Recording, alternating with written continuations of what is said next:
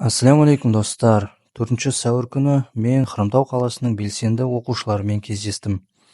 Кездесудің басында біз кәсіп жасау жолында болатын қиындықтар мен олардың шешу жолдары туралы ой алмастық.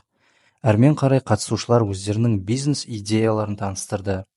Атап айтқанда, америкалық стильдегі кір жуу орталығын ашу, әлемнің сұлу жерлерін көрсететін VR орталығын ашу, батут орталығын ашу, суицидтің алдын алатын психологиялық көмек көрсету орталығын ашу, кореялық кимбап дәмханасын ашу, оригинал косметика сату және тағы басқа керемет идеялар айтылды. Шынымды айтсам, оқушылардың осыншама белсенділігіне таң қалдым. Кездесудің соңында ең өтімді идеяларының авторлары таңбалы футболкалармен және тәтті сыйлықтармен марапатталды. Қазақ жастарына жарқын болашақ тілей отырып, осы әдемі кеште мені қонақ қылған Хромтау жастары мекемесінің ұжымына алғысымды айтамын.